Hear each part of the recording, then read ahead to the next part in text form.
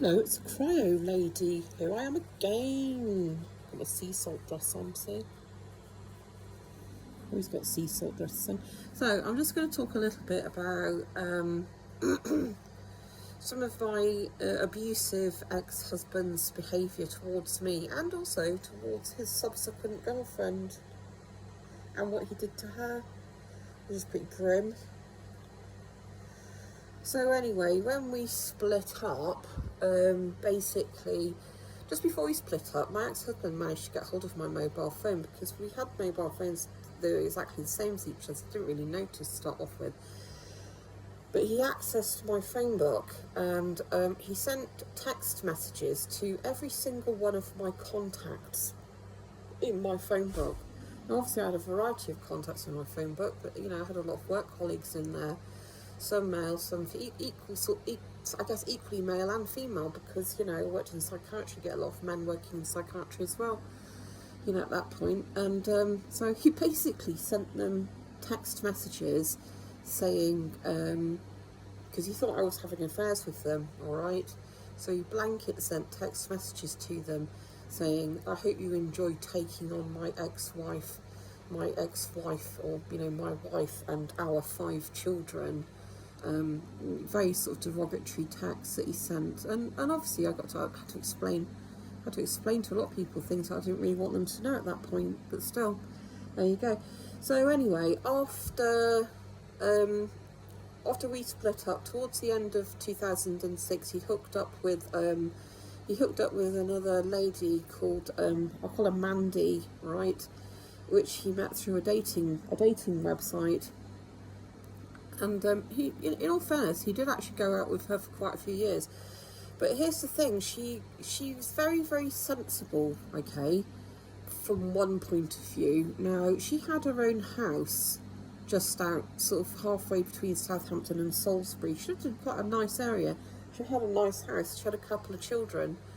Now, initially, Jambles did what a lot of men do. He sort of fell over himself to completely spoil her 2 children and give them lots and lots of things. Okay. Anyway, along the line,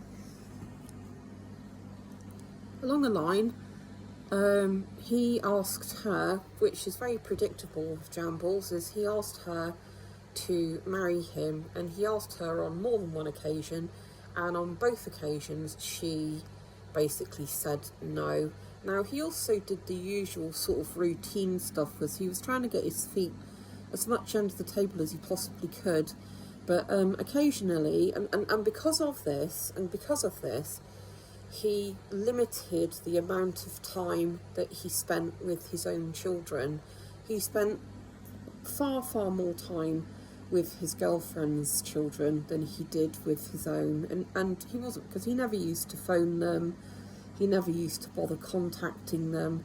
He saw them for the bare minimum of time, and even that was too much for him. He didn't really want to, be having to spend time with his children when he could be with his girlfriend. Anyway, long story short, that relationship eventually broke down, and Mandy ended the relationship with him. Now, of course, as in the case with me, where I had to be punished. I had to be punished because I no longer wanted to be in an abusive marriage. He basically had to punish poor Mandy. And so what he did was, he couldn't actually get hold of her mobile phone, but what he did manage to do was he managed to get into her Facebook account.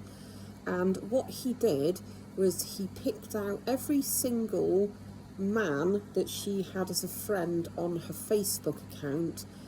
And then what he did, because he really spent some while working out this punishment, okay, he then went into their profiles and he found the women on their profiles that he thought were either their mothers or perhaps their girlfriends or wives, and he messaged them to tell them that Mandy was having an affair, was seeing or having an affair with these men, okay? So he tried to, you know, like, let's say he thought some guy was this woman's husband. He'd message this woman and say, oh, by the way, your husband is having an affair with Mandy, you know, or he'd message someone's mother, so just sort of let you know that your son, which he might presume, because he was just trying to presume that they were married or in a relationship, you know, your son is having an affair with this woman called Mandy, and he caused her, because I actually spoke to her, by the way, I did speak to her, and he caused her a huge amount of trouble. So the other thing that he used to do was when he had a falling out with Mandy, he'd pack a suitcase and he would turn up at our eldest son's home. It was literally the only time that our eldest son would see him, was when he'd had a falling out with Mandy. The other thing as well is that, like I said, he got married and he didn't tell any of his children, and he didn't invite any of them to his wedding. But his wife, we call her Tupac, her mother was very ill, okay? She had lupus disease, I think. And, you know, that's a life-limiting illness. And anyway, what he actually did was... the mother came over to stay for Christmas one year. There was a massive falling out, and Jambles left the house. This was on Boxing Day.